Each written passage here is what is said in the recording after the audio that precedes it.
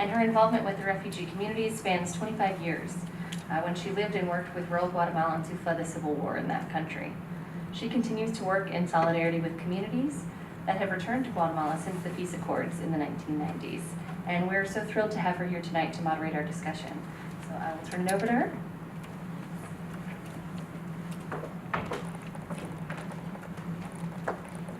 Welcome, everyone. I want to thank the Columbia Museum of Art for hosting the Carolina Peace Resource Center for this panel discussion. We know that refugee resettlement has been really at the center of a heated debate about immigration, national security, but it's not the only time that a refugee crisis, and we're in a real crisis globally, has generated such controversy. Here in South Carolina, many of us lived through last year the bills that were proposed and defeated, fortunately. Not fortunately, because of a lot of really hard work and activism and people speaking out. That would have really impeded and really at first attempted to completely negate refugee resettlement in the state. Interestingly, our ex-governor, Nikki Haley, was at the helm at that time, who now is visiting refugee camps and promising people safe haven, when at the time she didn't even want to welcome refugees in the state. So politics are interesting. And when you live that reality and kind of see that happening, I think we're all really aware of how complicated this issue is. Carolina Peace, the Carolina Peace Resource Center has been advocating for peace and nonviolent social change in South Carolina since the 1980s.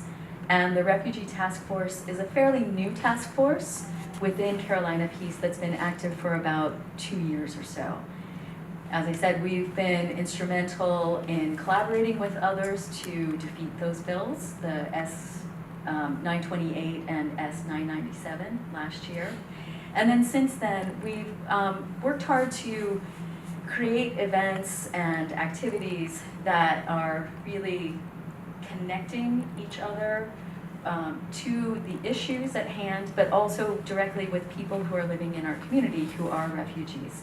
So recent events include, last night even, or yesterday, refugee simulations, so that community members can really better understand the processes that people go through to garner refugee status in this country. There's a lot of misunderstanding about what it even takes to become a refugee, and we're going to talk a little bit about that tonight. And we've also had some really successful, well, one very large successful clothing and housewares drive, which I just want to share just a second of that experience, because we put out on Facebook, you know, here are the drop sites. Our porch was one of them. And the feeling of coming home every single night to find boxes and boxes just on our porch, and there were other drop sites as well. And to have people telling me, oh, we came from Greenville, we came in from Charleston, we saw it on Facebook, here are these donations. We got books, children's books in Arabic that we donated to the Islamic Center on Gervais Street. We got clothes, we got shoes. So that filled up the Lutheran Services Center, and then there were things that were left over. So then we took the clothing and housewares and such to the actual apartment complex where a lot of people are initially resettled. And that was also, I think, really successful. And I think we just sort of judged that by the turnout and people sticking around and having conversations with one another and with us and saying, when are you coming back? And I will say, you know, having been there for just a bit, I don't think they were asking, when are you coming back with more things? It was, when are you coming back to continue the conversations? So it's just been really, I think the work that we've been doing has been quite interesting and quite fulfilling, and any of you that want to get involved in a multitude of ways will be around after the event to talk more about that. So we're here for World Refugee Day, and that's an annual commemoration that was started by the United Nations Refugee Agency, the UNHCR, and it's observed every year on June 20th to really honor the courage and perseverance of so many people throughout the world who flee their homes in search of safety. And it really is, in some ways, as basic as that. looking for a place to be safe and to be able to lie your head down at night and not think about, and thinking about being able to wake up in a peaceful situation the next day. On this day, refugee advocates also urge people to focus on the plight of those who have been displaced by famine, war, and oppression, which now more than ever is increasingly linked even to environmental changes, and we can talk about a little bit about that. We're in the midst of the world's worst refugee crisis in history, and our speakers are going to talk a little bit about the numbers, who the refugee community is comprised of, but just to say that on average, almost 20 people every minute are leaving their homes because of war and conflict and a sense of not being able to be safe. So the panelists that we have tonight are going to share a lot more information as well as their personal experiences, especially because the crisis is more than just about numbers. It's really about real people and their lives and the connections that we all have to make with one another. So unfortunately, one of the panelists from New York, Lub Nomrie, is unable to be here tonight and participate due to some unforeseen circumstances. So we really wish her the best and look forward to continuing with a good discussion. And we're thankful to have people filming the event, and we can share that with her as well. So I'm going to introduce our first speaker and then step aside so you can stop hearing my voice. And then we'll introduce the second speaker and then open it up for questions and comments, okay? And just really a good discussion here. So our first speaker is Professor Carolyn Nagel, and she is the chair of the Department of Geography at the University of South Carolina. She specializes in migration studies and has a long-standing interest in Arabic-speaking communities in Britain and the US. Professor Nagel spent 2010 to 2011, the academic year, as a Fulbright scholar in Beirut, Lebanon, and her most recent research has explored church-based outreach to immigrants in the US South, like here in South Carolina. So let's welcome Dr. Nagel, as I am not a Mackie, so I'm going to attempt to bring up her presentation.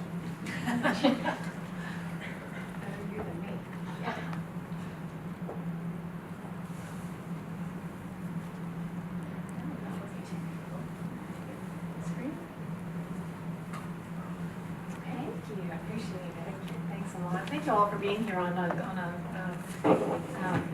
and indeed a gloomy evening. So let's see, what I want to do this evening and what I've kind of laid out here for you all is really an overview of refugee crises. And what I want to help you to do is to put the contemporary refugee crisis in some kind of historical context, so you can kind of see how what we see today, especially with the Syrian refugee crisis, how that's kind of fitting into a bigger historical context. So I think the first thing I would want to raise, and I hope this point isn't kind of too abstract, is the idea that refugees are really what I would call a modern phenomenon. And when I say modern, I don't mean, you know, just like in the last 20 or 30 years. I'm using modern the way that maybe a historian would use modern, which is to mean really rooted in the kind of 17th century, okay? And when we look at refugees, the concept of a refugee presupposes that you have bounded territorial states, okay? Because when you're a refugee and you're seeking refuge, it means that you're meant to be somewhere, but you've been expelled, or you've been removed, or you've been displaced from the place that you're meant to be. So there's always been violence and conflict in world history, and people having to flee conflict and violence. But the idea of a refugee is more specific to a world that is kind of based on these kind of clearer bounded territorial states. Okay. The first use of the word refugee came about in the late 1600s, and it referred to the Huguenots, who were French Protestants, who were basically exiled from France, I think in around 1685. What's interesting about the Huguenots, of course, is that they have a really important place in South Carolina history. So for those of you who, go down to Charleston, the Huguenots were an important part of early Charleston. They also had a colony that started in London around the kind of late 1600s. So they have an important role. So they were refugees, or they were really the first to be called refugees. There is kind of a sea change, though, when we think about global refugee or world refugee crises. When we look at World War I, and this is really this kind of watershed period where, again, it's not like there weren't wars going on. There were lots of wars, lots of displacement and various things, but World War I was really an unprecedented level of displacement that went on because it was really an unprecedented conflict. Around that time, you see various estimates. I think, a pretty reliable estimate is about 10 million people. And this was a combination of things going on mainly in Europe at this time, but also in the Russian Empire and in the Ottoman Empire, where you had a really kind of nasty combination of things going on. You had invasions, you had the dissolution of empires, and you had this really virulent form of nationalism developing that had started in the late 19th century. And the combination of those was just explosive in Europe. And, it killed millions of people and it displaced millions of people. And what you see is a really kind of complex set of phenomena going on with the First World War. Again, it's a mix of kind of expulsions where people were forced to leave because they no longer were the right nationality, right? You had forced relocations, you had population transfers going on, for instance, between Greece and the Ottoman Empire.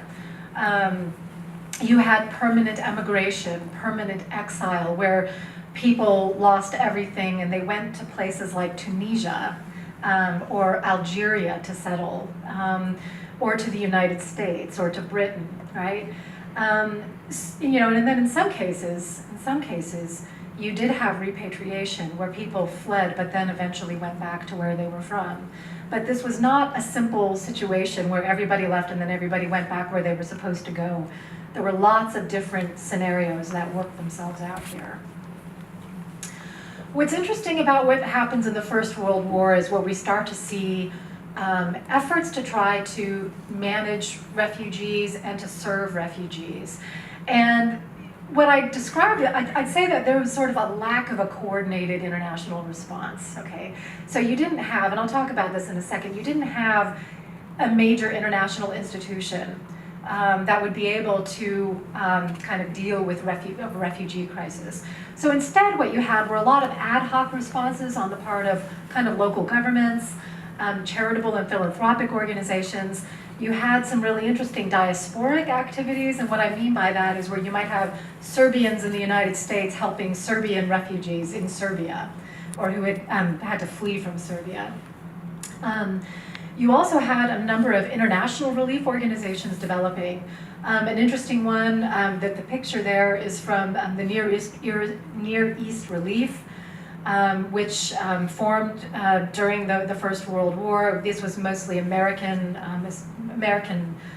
missionaries who provided relief, and they were sort of inspired because these were for Armenians and Persians and people from the Ottoman Empire, and they were sort of inspired by the fact that this was the land of the Bible, and so they would go and help. And the American Quakers also had a lot of refugee services. And what's interesting here is to kind of think about the response that develops in the First World War, where you get a real mix, and this is going to sound familiar to everybody in the room, where there's a lot of sympathy for the displaced, and a lot of kind of effort by people to kind of help other people who are displaced. But the sympathy wears thin very quickly, and there's also a lot of hostility, and the hostility kind of wells up. And in some cases, refugees are treated as traitors. They're treated as kind of cowards, people who fled when they should have stayed to fight, or to fight for their patch of the earth, right? So there's a lot of, what we find is that there's a lot of mixed attitudes and mixed feelings toward refugees, and that comes out very clearly in the First World War.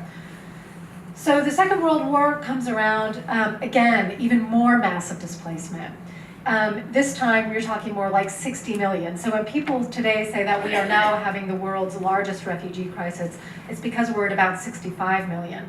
This was 60 million, but something to keep in mind is that the world's population was much smaller in between 1939 and 1945 than it is now. So this was comparatively, in relative terms, this was a much larger chunk of the population was displaced. And again, the refugee crisis was very much a phenomenon of a European phenomenon at the time. This is where we really start to see efforts that had started during World War I to kind of have a more coordinated international response. That really starts to take off in the Second World War. And there's a growing commitment after the Second World War to international institutions. And so some of you, might remember from your history classes the Bretton Woods conference after the Second World War, where you had really kind of the new American-led international order being set up with a lot of international institutions. And that kind of commitment, that general commitment to this idea of having international institutions leads eventually to the creation of the UNHCR. So the precursor to the UNHCR was created in 1946, again, to deal with displacement in Europe. Okay, so this was a very Europe-centric organization at first.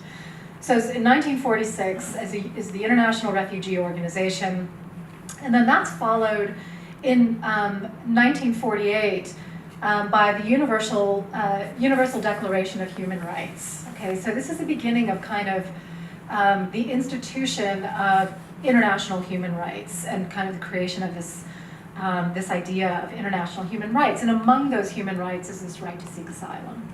Okay.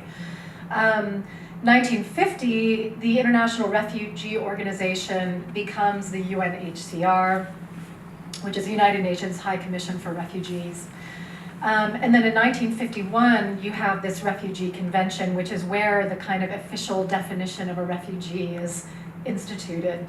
And I didn't write the whole thing here, but you just Google it and you'll find it all over the place. But very briefly, it's just a person who's unable to return to his or her country of origin owing to a fear of persecution based on religion, political belief, race, whatever. Okay. Another important part of the creation of this new refugee system after the Second World War is this principle of non-refoulement. Now, if I were really cool, I'd say it with the French accent, but I'm not going to do that because it would be embarrassing. So I'm just going to say it in English. It's non-refoulement. And what non-refoulement means is that people are protected. States basically agree when they sign on to this 1951 Refugee Convention that they will not send people back to dangerous situations. Okay, so you're not, as a signatory to this convention, you're not permitted to send people back to a situation in which they might be subject to harm or persecution in some way. So that's called non-refoulement. Okay, that becomes important in a minute here. So all those European crises, they kind of drag on into the 1950s in Europe. I mean, it takes a long time for resettlement to take place and for people to be repatriated and resettled. And then, of course, you have the Cold War, and Europe remains an important source of refugees. So as people are fleeing the Hungarian Revolution and these kind of Soviet-era conflicts in the Cold War in sort of East Germany, all the way into the 1990s, in the early 1990s, of course, you have the kind of collapse of Yugoslavia, which generates hundreds of thousands of refugees who are within Europe. But really, what becomes so important after the Second World War is this kind of shift in refugee crises to the post-colonial world, right? And we start to see this quite soon after the Second World War. So 1947, you have the creation of India and Pakistan that displaces millions and kills millions of people. It's a very kind of violent partition.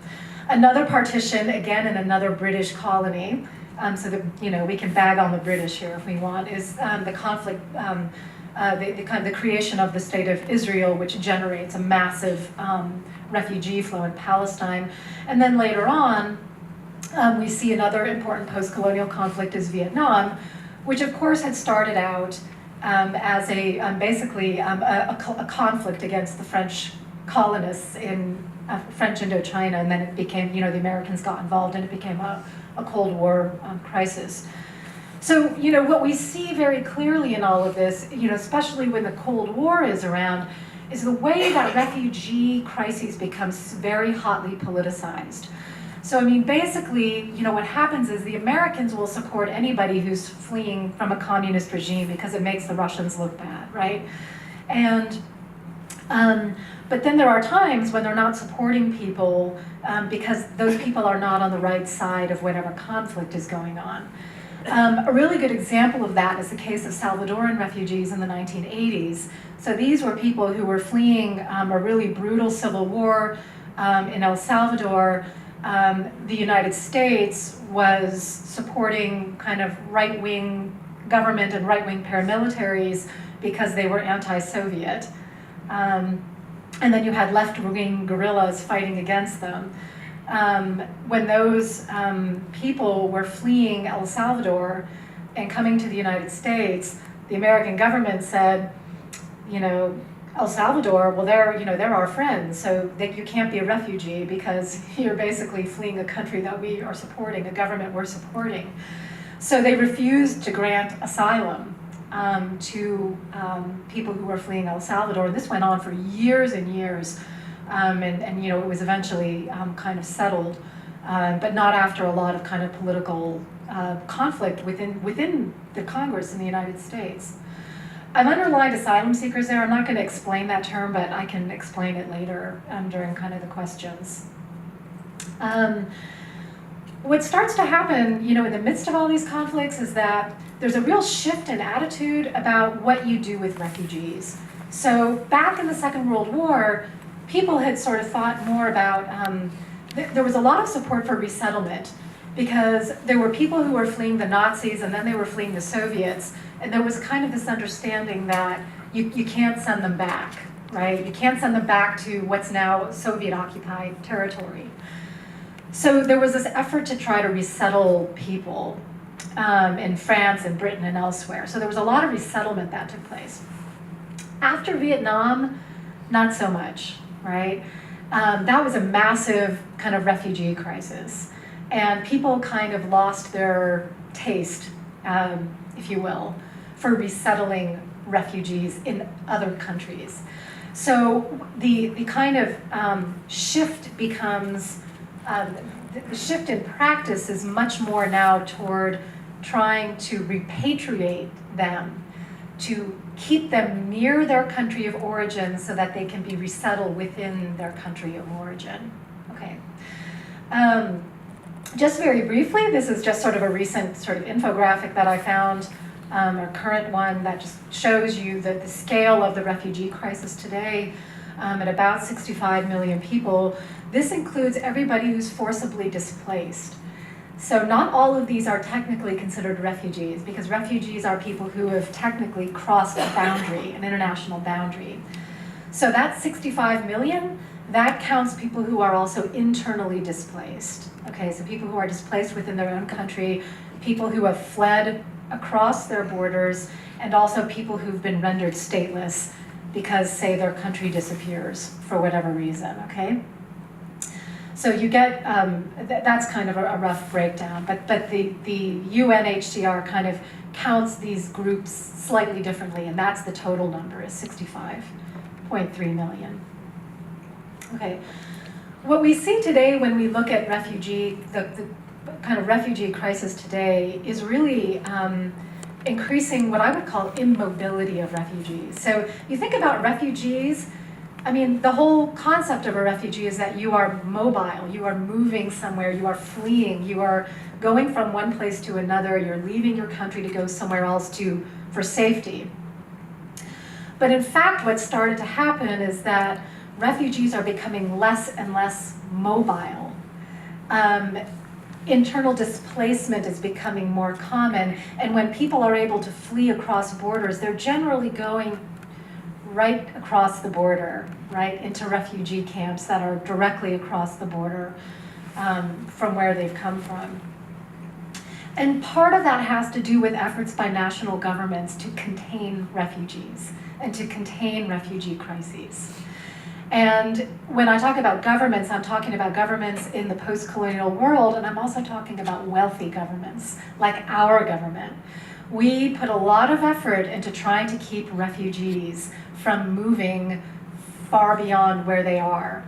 The European governments, the Australian government, the Canadian government, they are all kind of party to this set of practices that tends to immobilize refugees and to prevent them from claiming asylum, say by going from Syria into Europe. Okay, so how do they do this? Some of these practices started in Europe really around the 1980s and the 1990s as numbers of asylum seekers started to grow. So these were people who are leaving conflicts in places like sub-Saharan Africa or the Horn of Africa. They were managing to get to Europe, and then they were claiming asylum, which means that they were asking for formal refugee status. Okay. The numbers started to increase rapidly. The Europeans were eager to control immigration flows, so they decided to create as many barriers as they could, both to undocumented immigrants and to refugees. And it's important to see that these groups are really conflated with each other. So refugees and undocumented immigrants are often kind of treated the same by policymakers, especially in Europe. So they would do things like fine ferry companies and airlines for bringing people into ports of entry who don't have their proper documentation.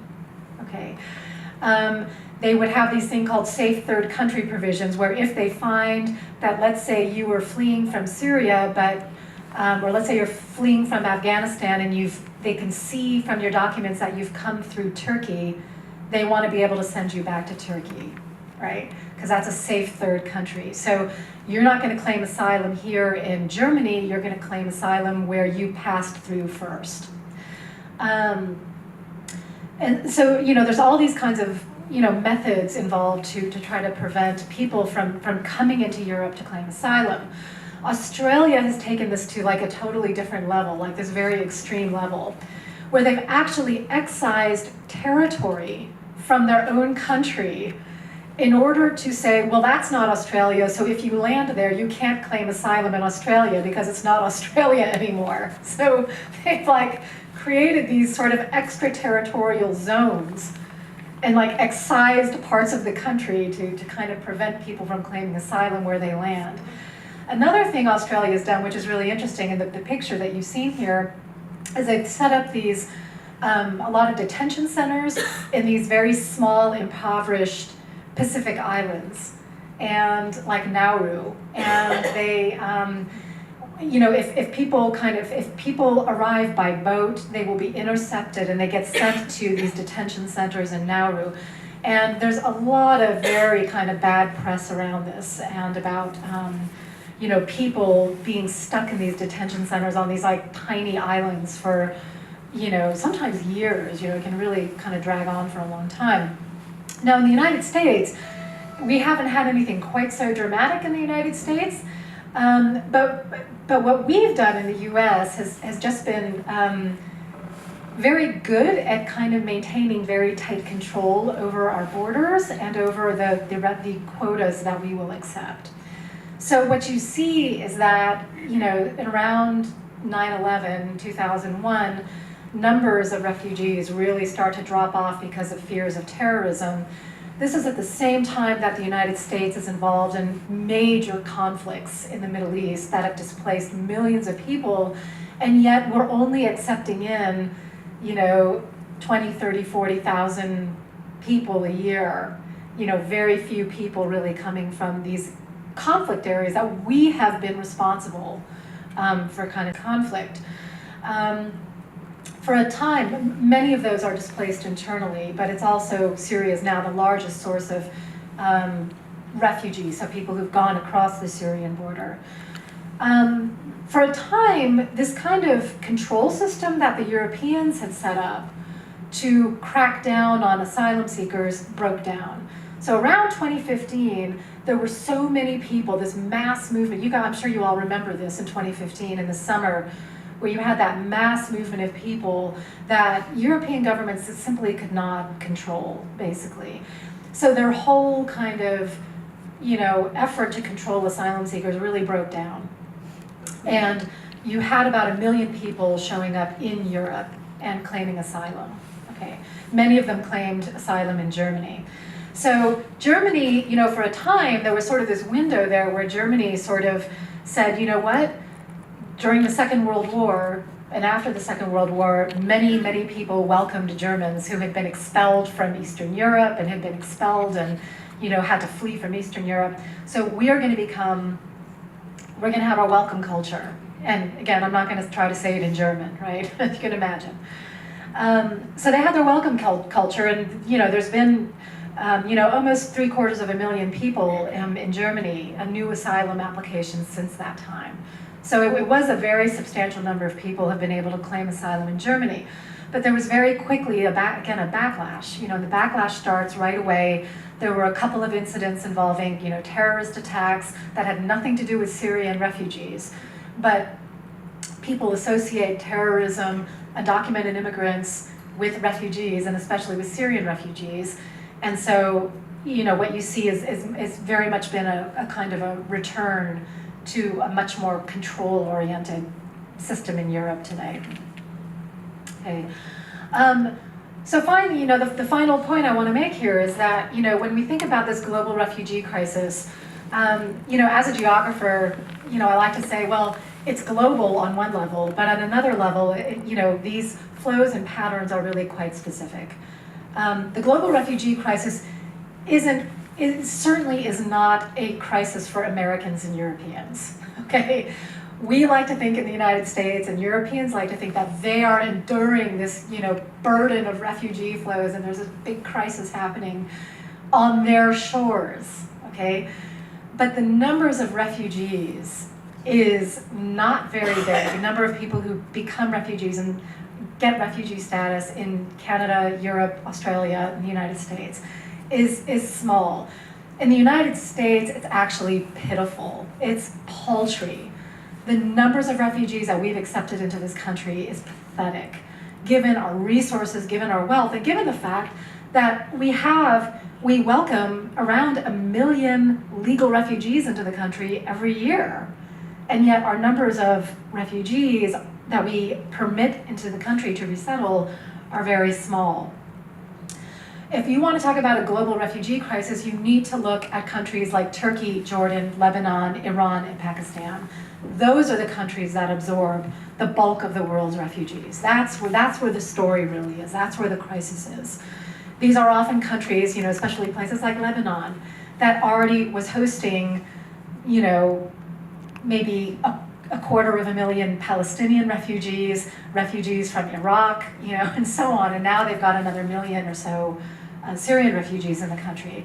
I've lived in Lebanon, and trust me, they are really not equipped to deal with this. So, and yet they're there, right? So, the result of all of this is really a situation of kind of long-term, intractable refugee crises going on. So what you see are camps that are set up, usually like in border areas. And sometimes these camps are there for 10, 15, 20 years or more. Because the resettlement numbers are so low, the United States and Europe accept so few people, you just have hundreds of thousands of people living in these camps who have no other option but to stay in those camps, okay? So it's a really kind of intractable refugee. And these people are basically, they have no citizenship rights. They cannot they have very limited employment and educational opportunities. And they're kind of stuck. They kind of are in this state of almost being non-persons. Again, our response has been quite paltry. We like to tout the fact that we resettle more refugees than any country in the world, but in fact, these numbers are tiny. In 2016, we resettled 85,000, and that was the peak number in the past 15 years. Okay, so that was like, wow, we resettled 85,000 people. Remember, we have something like 320 million people in the country, so these numbers are tiny. In 2016, despite the violence and the kind of displacement in Syria, we resettled only around 12,500 Syrian refugees. Our highest number of refugees came from Congo, and that was only about 16,000. And then over the past decades, if you look at the numbers, the largest numbers of refugees, they're not coming from Iraq and Afghanistan, again, conflicts that we've been involved in. They're coming from Burma and yeah, they are coming from Iraq. But those Iraq refugee numbers, that has come only after very sustained lobbying on the part of military people who basically demanded that interpreters and others who have helped American troops be permitted into the country, okay? And, we need to think about kind of this really open hostility towards Syrians in particular and other Muslim refugees, but particularly Syrians. And again, these efforts to try to contain them. The most recent statements coming out of the Trump administration have kind of talked about trying to create these quote unquote safe zones within Syria. This idea that, well, we can just set up these areas where Syrians will be safe. And so they need to stay in Syria. We don't want them kind of coming to the US, and we don't want them leaving their borders. And again, it becomes a very sort of transparent argument to make. And it becomes transparent when you see the kinds of campaign rhetoric that came out of the Trump campaign. And some of you probably remember the Skittle comment, which, I'm very happy to say that. I think it was Mars Candy came out and said, Skittles are candy and refugees are people. And sometimes, we need to remind our elected officials of the fact that refugees are people. That's it. Thank you so much. And I'm sorry if that dragged on too long.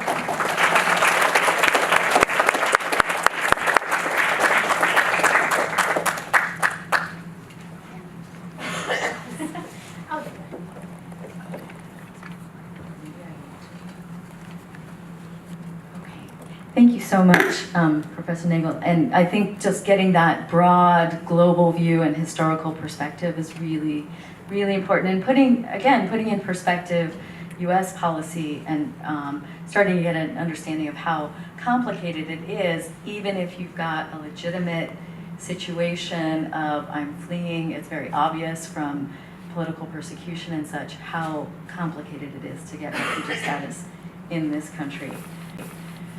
Next, we're going to hear from Thomas Hammond, and Thomas is a freelance photojournalist, and he's based out of Columbia, South Carolina, and he is specializing in human interest, political, and cultural stories from the heart of the American South to the Middle East. In 2015, he won a South Carolina Press Association Award for his work documenting war, revolution, and the humanitarian crisis in Syria. And more recently, he's covered local stories such as the removal of the Confederate flag, the Great Flood of 2015, and the evolution of a local music scene. So his interests are varied. I've taken a look at some of his photography. I mean, the images are really stunning, and I think that,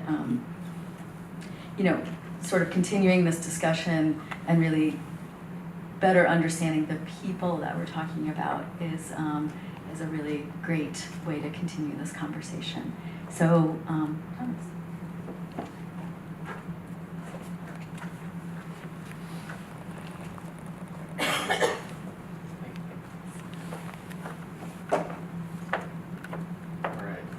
Can you all hear me?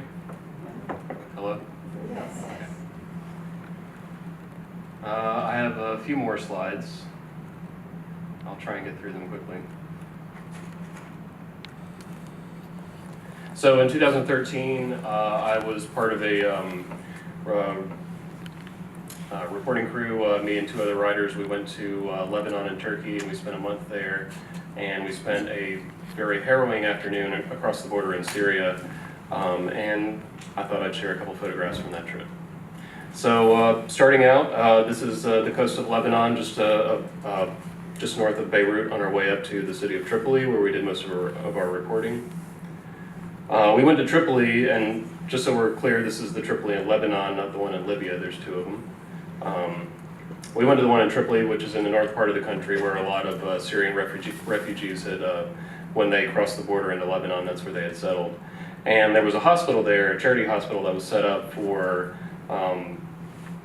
the Syrians. From what I understand, Lebanon has a privatized healthcare system, so if you don't have any money, then you're kind of out of luck. So there are a lot of these charity hospitals that were being set up. So we met this one young kid. He went by the name Ali Hassan. That's not his real name. He didn't want to give us his real name because basically his story, he's 17 years old. He's from the city of Homs, which is just across the border in Syria.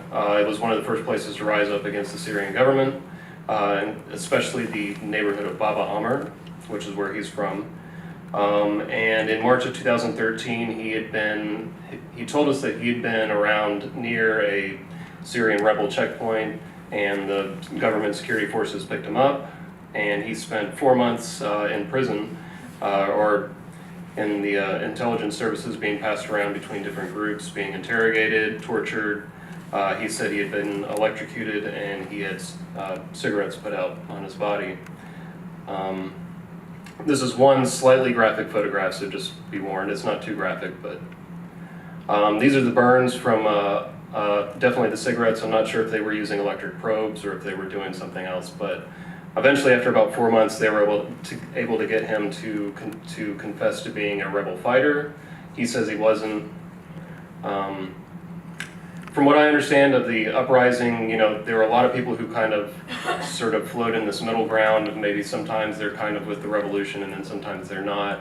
So I kind of wonder if maybe his friends had taken up with the uprising, and maybe he was just kind of hanging around with them, not really understanding what he was getting into, and then he got picked up by the security services.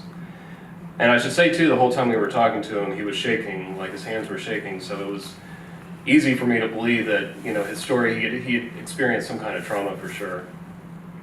And I'm shaking a little bit too, but that's just because I'm nervous. In that same hospital was this 10-year-old boy named Abdulaziz, also from the city of Homs, also from the neighborhood of Baba Amr. And he told a really, really sad story of, he was getting ready for school. I don't know if this all happened on the same day, but the way he tells the story is that he was getting ready for school. He had just gone and bought some new books for the next semester, and he was really excited about school. And then basically the uprising started, and the government started to crack down. And I think this was one of the first places where the Syrian government started to use artillery against the rebellious neighborhoods, and his neighborhood came under fire. His house exploded, killing his father, his brother, and his sister, and he was injured in his left leg. So we found him in this hospital. And you can see the bandages around his leg, the burns on his leg there. So then after that we went to Turkey. This is in southern Turkey. This is in the province of Hatay. So if you know, Turkey is kind of an oblong shape. There's a little bit that sticks down into Syria. The Syrians will tell you that it was originally part of Syria and that the Turks took it. I guess there's some disagreement about that. But anyways, that's where we were. And if you notice, there's some hills in the background. That's actually Syrian territory. So we were riding on a road that went right along the border there. And this is the Turkish side of the border, of the international border crossing there. So we went there several times to find people and ask them what was going on. Pretty regularly in this town, we were near a town called Rehanli, and there was a hospital there, and pretty regularly the Turkish ambulances would go to the border crossing, pick up the injured, probably from Aleppo, probably from Idlib, probably from areas around there, and they would take them to the hospital for treatment. And that was just pretty constant, ambulances going all day long. There was also a lot of trade. That was kind of surprising to see, but there were trucks lined up for miles at the border crossing waiting to transport goods into into Syria. They would basically go into the border crossing, unload their stuff, put them on different trucks, and then those trucks would go in. And then there was also stuff coming back out because Syrian goods were cheaper than Turkish goods, so a lot of times people would try and get them into Turkey to sell there.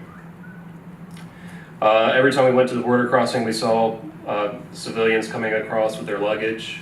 Nobody could drive across the border. Basically, they had to come in, walk about a mile, and then they'd get to the other side and be picked up by a taxi or by relatives. These were smugglers, Turkish guys. The guy in the front, his name was Ahmed. He's 28. He was from Rahanli, which was the town we were in. He'd been smuggling since 2011. And he said he crossed the border about every hour, and mostly he transported medical supplies. The really cool-looking kid with the cigarette in his mouth, his name was Khalid. He was 17. He said he actually worked for the Free Syrian Army, which is one of the rebel groups, and they gave him an ID card so that when he's in Syria, he could pass between rebel checkpoints pretty easily. He said he smuggled people across the border, and he said he smuggled up to 20 people a day. And he said he'd been smuggling since he was 13 years old. And all of these guys, we didn't really talk to the other guys, but all of them were involved with.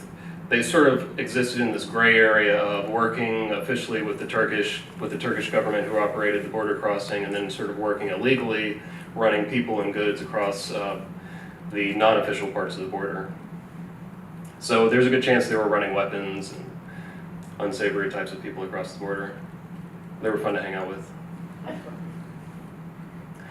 These guys, I didn't really know much about them. They just kind of came by, and it looked like, I noticed the whole time that they were helping out their older friends, so I think they were kind of smugglers in training.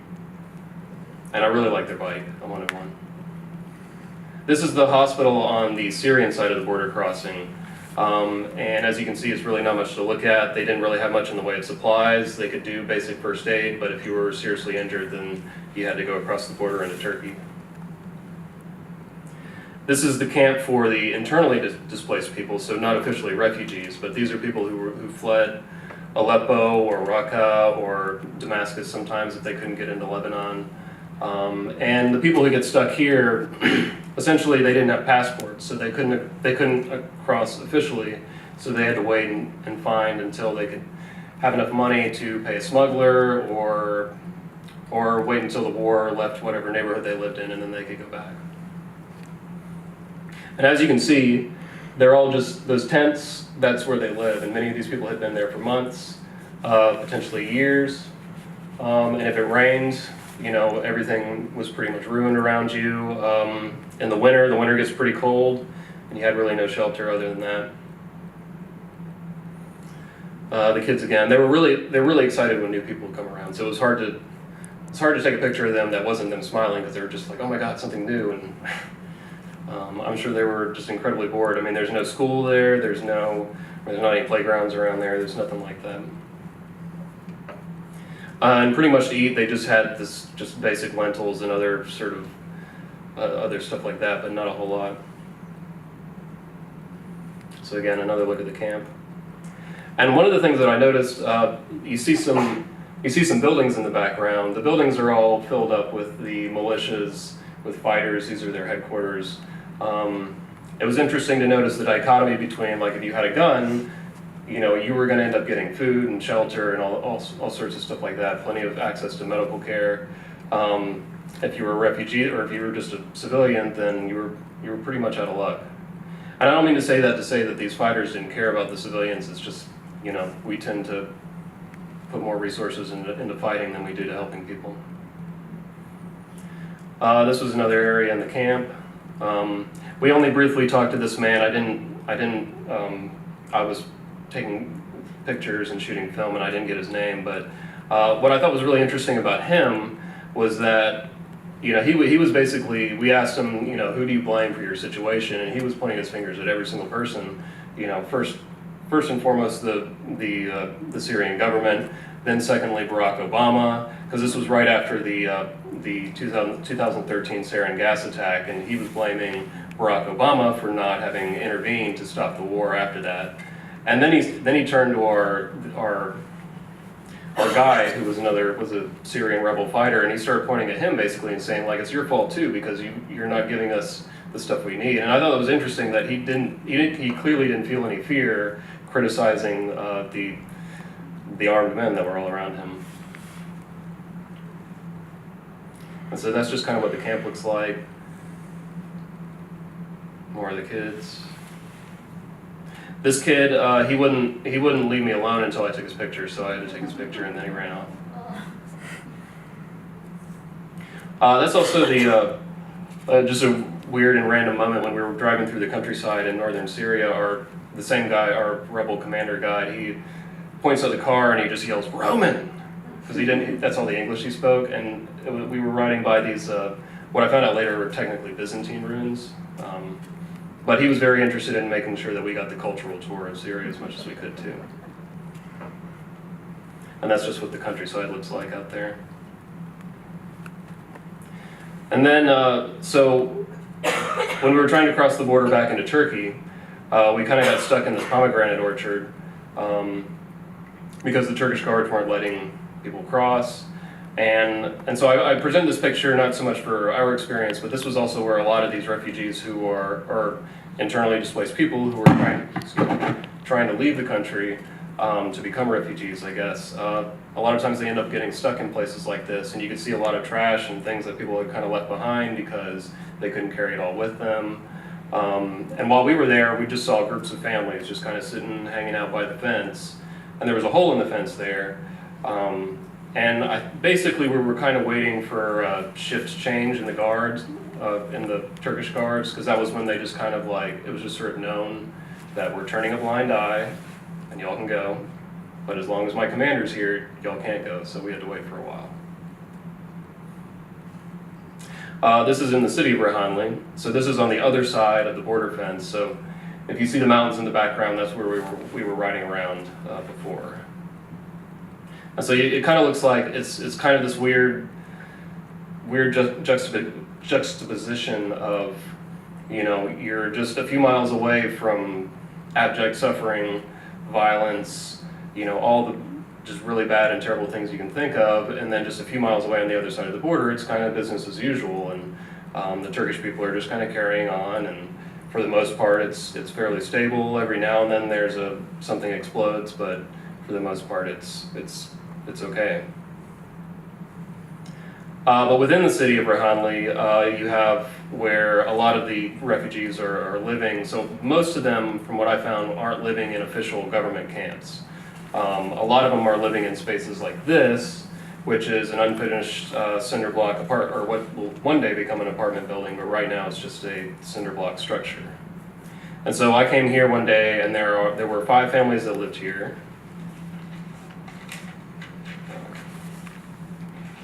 Yeah, so in this place, and it's 3 stories tall, 5 families living there.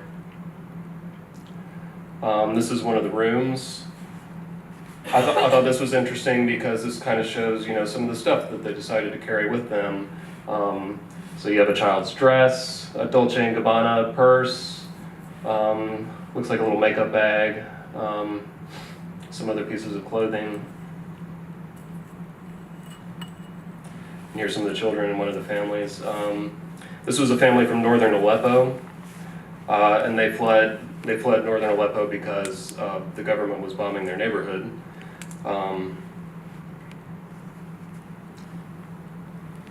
Here's some more of the children from one of the family groups.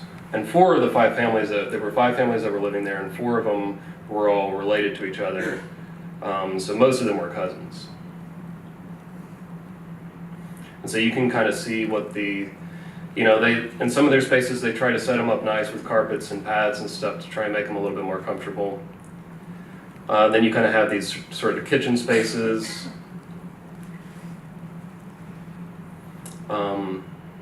Some of the dishes. That kind of shows what the food they had around, which was mostly just potatoes at this point. There's a bunch of the kids. And also kind of wanted to just kind of show just how dark and gloomy and uncomfortable this place was that they lived. This is on the 2nd story.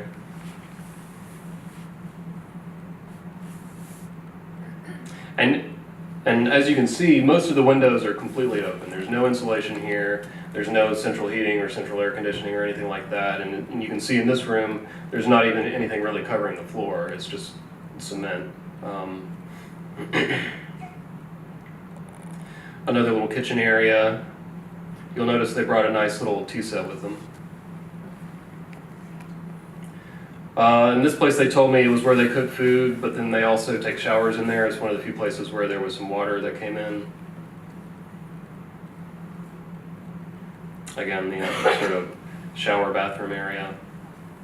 I never actually asked them where they use the bathroom. I didn't see a toilet anywhere, so. You'll notice here that there's no railings on the decks there, so if you can imagine, there's probably several dozen children living there. You know, and all the corners are very sharp. There's no real padding anywhere. They could easily fall off of a balcony. So I think, you know, when you think about displaced people, you know, think about some of the sort of, I don't know if this is the right word, but like the mundane dangers, you know, the sort of everyday catastrophes that could happen to them. And this is a picture from basically that same spot. And again, you can see the mountains over there is across the border in Syria, so they're actually living where they can see kind of where they, you know, their home country.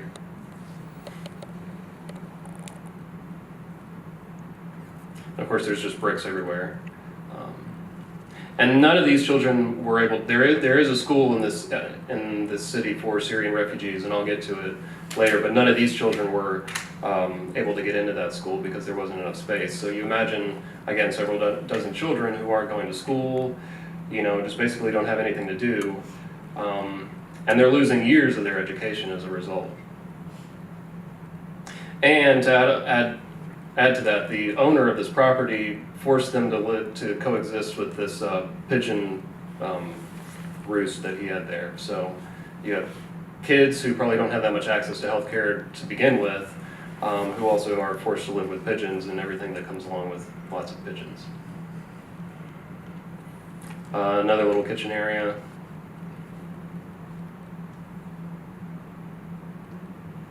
And this is a fellow named Malik, and his family was the fifth of the 5 families, and his family came from the city of Hama.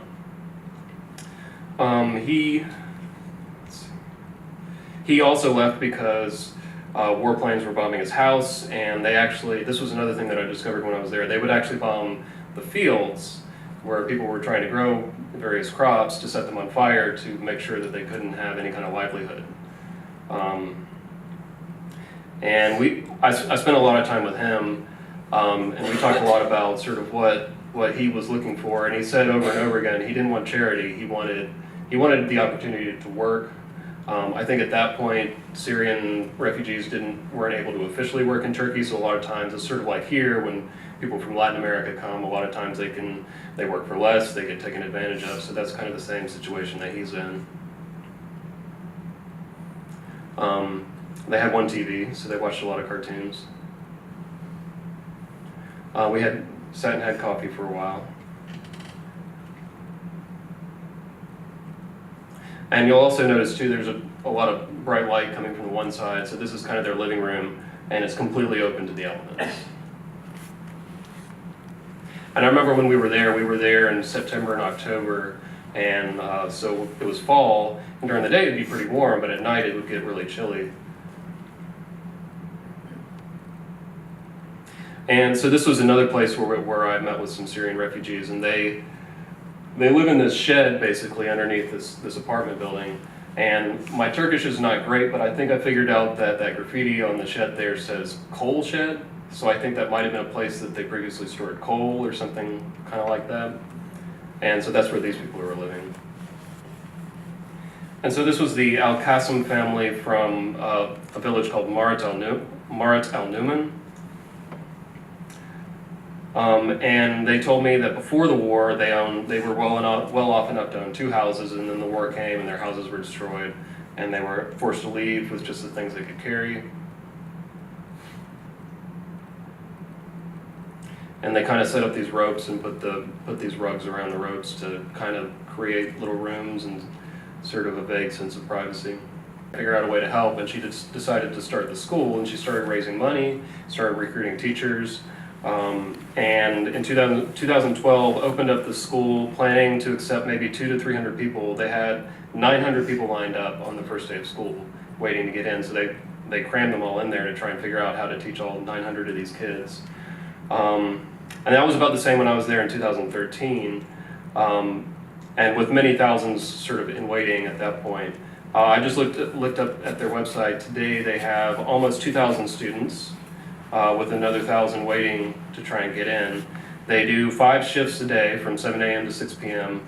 They have classes 6 days a week, and they teach grades 1 through 12. Of that student population, they have 150 orphans. 120 come in totally illiterate. And then for those who are just coming across the border and perhaps have missed school for several years, they have a summer accelerated program to get them caught up to the grade they need to be at. And all of the teachers at the school, all the ones who get paid, are former teachers, certified teachers from Syria. So they're trying to make sure that they're supporting, they're not just teaching kids, but they're also supporting the community and trying to help people to actually be able to have livelihoods. And I also looked up some other stats about them. Their yearly budget is $600,000. And it got me thinking, when we think about, the amount of effort that the United States is putting into accepting Syrian refugees into this country, and I was sitting there thinking, well, this one little teeny tiny school, and I went in the building, and it's very, very small, is supporting 2,000 students plus support staff, all on a budget of $600,000 a year. So if they can do it, then surely we should be able to do it just fine.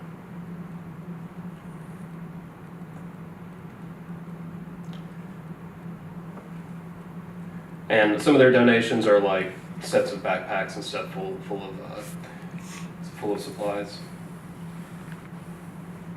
And you can see how they just have everybody crammed into these little teeny tiny rooms.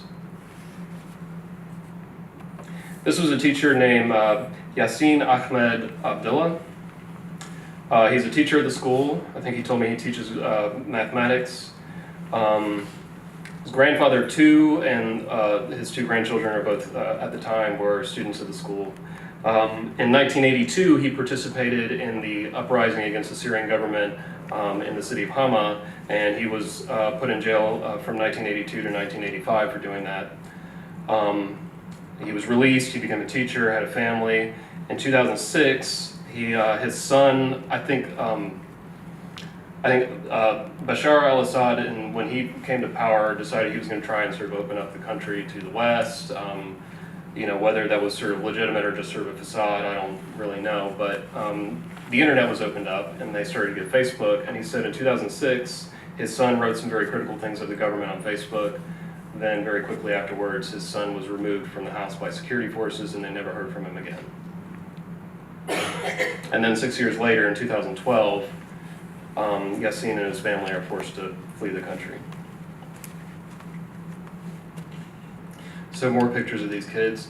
I put a lot of pictures of these kids playing because this is one of the few places where you could see these kids just for once actually are able to be kids. Which I think, more than the sort of specific, things that they learn in class, just the ability to be a kid, and I think is just so crucially important. This was a young girl named Zara. She really liked to draw on her own. These are the kids. We're trying to do a group photo, and most of them don't really care about doing a group photo. And when I got there in 2013, that play set had just been donated. And the woman in the white hijab, that's the headmaster, Hazar Mahani. So she's the one who established the school.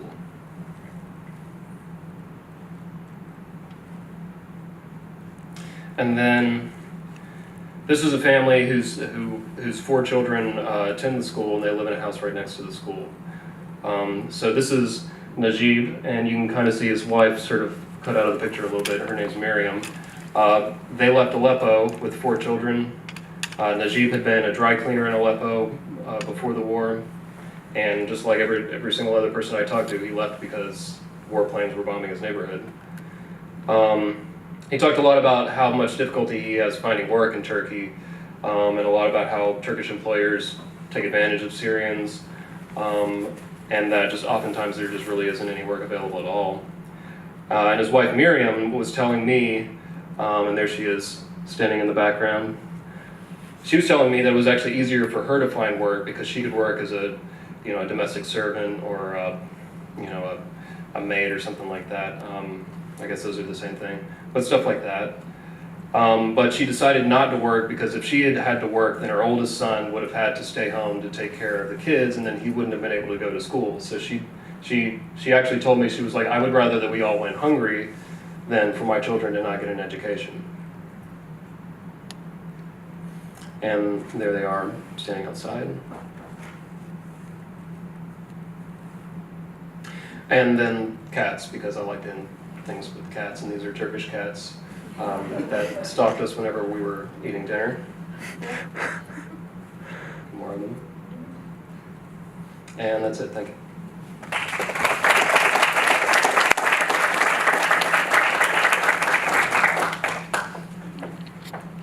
I mean this like in a conspiratorial sort of sense, like they're all conspiring together against us.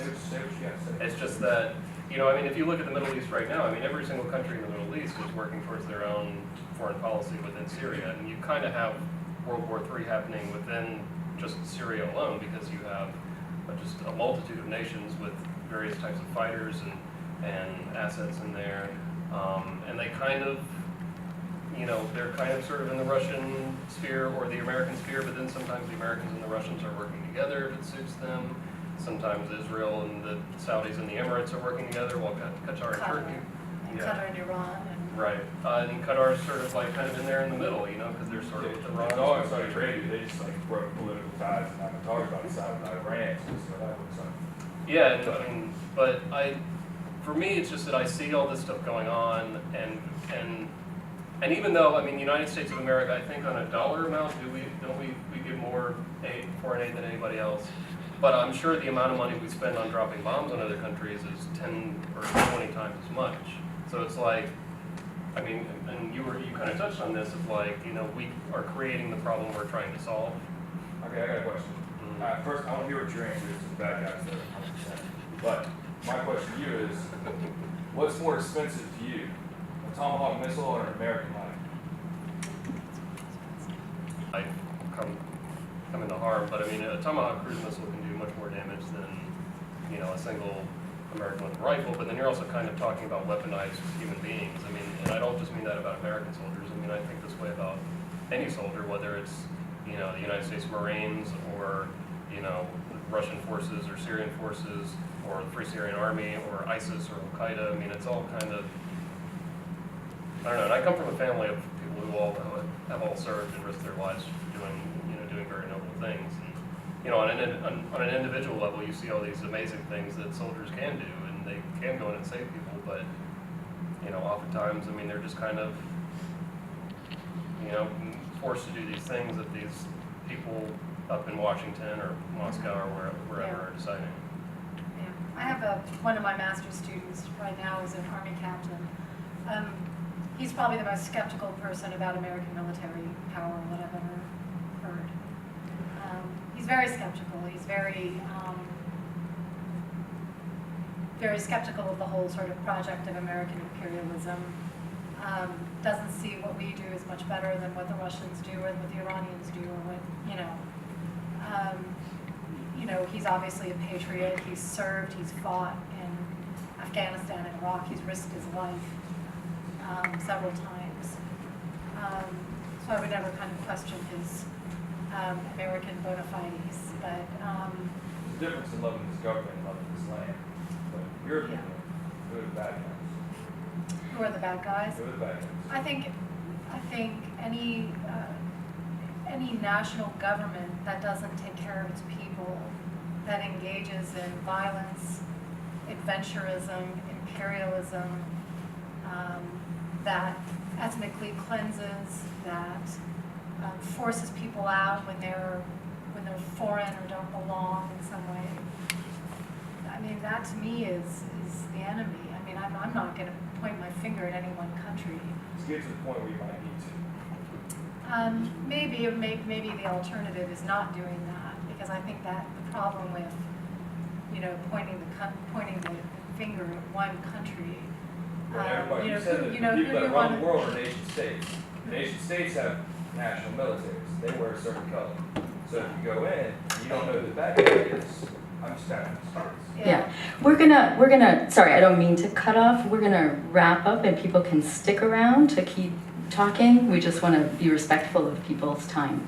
Yeah, just intervening with one question. Given the situation as it is, then would it be risky to say that the authority of the United Nations is actually risky? I mean, what is the UN's role in the future if this situation escalates? I mean, should the United Nations have more authority and power to stop these situations? Is the purpose of the United Nations? The United Nations has, I think its authority has been questionable for a long time. I think it was founded on very noble ideas about human rights, but whether it has the power to stop these conflicts or even to deal effectively with a lot of these crises. I think they do what they can, but I think that their power is very limited. And ultimately, it's the power of kind of individual countries, that create these conflicts and that, often have the power to solve them, but don't, because it's not in their interest to solve them. So the United Nations future is dismal. I think it has, it's hard to kind of even, I think that they've done, many great things, and I think that they've also had a lot of failures. And I don't know that I would count on the United Nations to kind of, I think they do a lot of very heroic things with kind of providing humanitarian aid and kind of refugee camps and coordinating aid, and they do a lot of amazing things. But whether they stop the conflict that creates the problems in the first place, I think that is very questionable. So yeah. May I just thank all of you Yes. for putting this together? We sponsored Somali Bantu refugees years ago. Many of you probably remember when the Somali Bantu came. And it was the most transformative experience of my life. And to know the stories, their stories, and to see them raise their children, they become the most patriotic Americans that I know. They're now thriving and making significant contributions to our country, and are incredibly grateful for the opportunities and the friendships that they cultivated in South Carolina. And I think people like you all are responsible for the goodwill that they felt when they arrived and the support that they received from a number of organizations. So I just want to thank you. Thank you, everyone, for